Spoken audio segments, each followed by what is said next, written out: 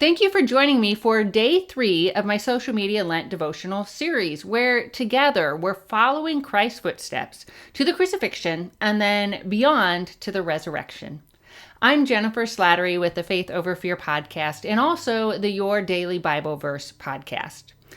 And when I'm in the middle of a really challenging situation or season, or when a place where I just feel everything feels chaotic and uncertain, I initially have a tendency to feel overwhelmed and ill-prepared, but I'm reminded that God always prepares me for whatever lays ahead, and He gives me what I need to do in each moment. And I was reflecting upon that when I was reading today's passage. Now, if you listen to the Your Daily Bible Verse podcast, you'll recognize, so I talked about this scenario, but from a slightly different perspective, from what might have been going on within the Pharisees and then what we can learn from that. But I also want to shift and look at this section of scripture from the perspective of the disciples, the men who were following Jesus Christ and who were about to have their world completely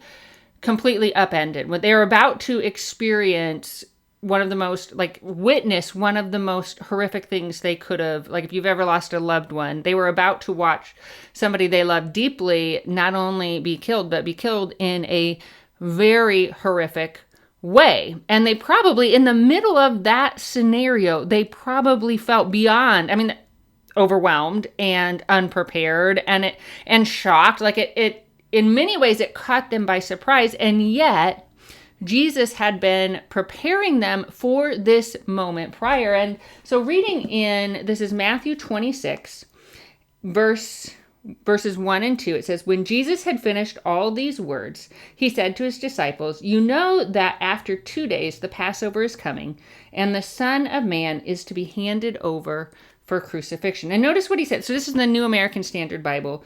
You know. So he's like, I've already told you this. And in fact, if we go back, we can read in Matthew 16, and it tells us, this is directly after Peter, one of his disciples, proclaimed him to be the Christ, the Son of the living God.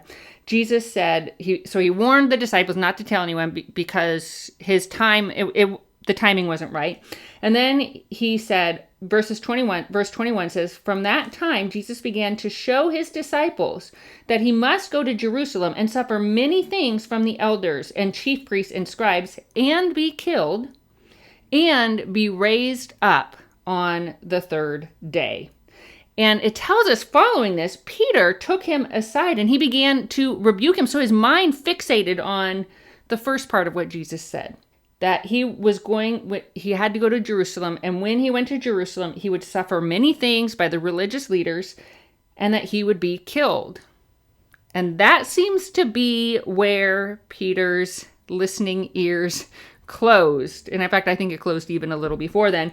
But it says, so he began to rebuke Jesus, and Jesus took him aside, and he's like, "Get behind me, Satan," not calling Peter Satan, but basically saying you're working against the plans of God. And here's why that's important. So years ago, many years ago, my husband and I were in a very challenging place in our marriage. And he was working crazy hours and at multiple sites. So he worked for the railroad, and he had multiple shops that he was over, and that we were living in Southern California at the time, so traffic was crazy, which just added to his already really busy day. Neither of us were really all that healthy yet. Like, we still had so many, and we still have things we have to work through, but we were like starting, not even ground zero, but below ground zero at negative. And I was home alone, and I was watching, it was actually a preacher on television. I don't remember who it was, but it was one thing the man said that just hit me really hard. And he said, some things must get worse before they get better. And I just knew, it hit me so deeply that I knew that God was saying something specifically to me. But the thing was, I didn't pause and be like, okay, what are you really saying, God? What does that mean? How can I use this in my life? And instead I just moved forward. Well, maybe a year later, we moved to Louisiana, and we just went through this really, what for me was a very painful, very frightening, and ultimately healing, because that's what God does. He doesn't allow chaos to hit without doing something beautiful through it. But we went through this really challenging, I want to say it was about a 3-year period where I felt in many ways like I was drowning. And I've often wondered what would have happened if I had paused and reflected upon that nugget truth that God had given me. Not just that things were going to get hard, because that was the first part of the message, right? Sometimes things have to get hard before they get better, but looking beyond that to get better, right? And this is what Jesus was saying to his disciples. He said that he was going to suffer and that he was going to be killed, but then he would be raised up on the third day. So it's like he's saying, this is going to be really hard, and you're going to witness some things that are going to be really challenging and really terrifying, and you're going to grieve, like he had said on the night before he died. He's like, you're going to grieve, but eventually your grief is going to turn to joy. And so he's giving that to them here as well. He was preparing them, and he even said in another passage, like, I'm telling you all of this beforehand so that when it happens, you will believe. Now, here's the good news. So it appears that the disciples forgot about all these times when Jesus was like, I'm going to be handed over to the religious leaders. I'm going to be killed. I'm going to be beaten. It appears they either forgot those things or just didn't want. They're like, I can't hear you, which is probably how I would have responded, because I wouldn't have wanted to think about somebody I cared about suffering. But in closing their ears to the prediction of suffering, they also closed their ears to the hope-filled promise of resurrection and life and joy. And that's a reminder to me to keep my ears open, because God is preparing me all the time. He doesn't just throw me out in like this wave tossy and say, okay, Jennifer, see what you can do. He doesn't do that. He gives me what I need to stand strong where I'm at. And here's the good news for those of us who, if you're like me and you tend to forget, and when you're in those difficult situations, your anxiety rises up and it makes it hard for you to remember truth and to hold on to truth. Here's the good news. The disciples, yes, they forgot and they freaked out, understandably so, actually, if you really look at what they experienced. But God was still faithful. Jesus didn't bail on them. He wasn't like, okay, well, I warned you, and why didn't you listen to what I said? If you would have listened to me, you wouldn't have done that. He didn't do that at all.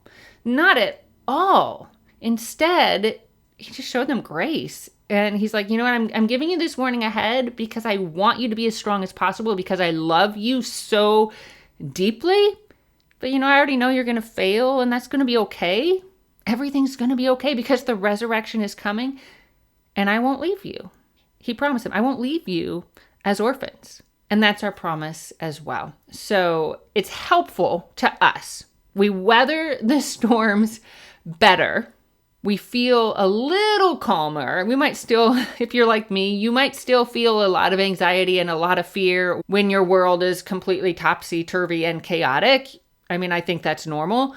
But for me, my anxiety, it decreases just a bit when I can really hold tight to and reflect upon and remember the promises that God gave me. And he's given me numerous promises in here. Just like that's a promise, like what I read today, it's a promise to us as well. The resurrection is coming.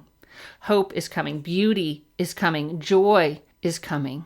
And so we can hold tight to those truths when we feel like we're barely treading water, knowing when we start to sink, as I'm sure the disciples felt like they were, that our God, our loving, faithful, gracious, merciful God, will not let us drown.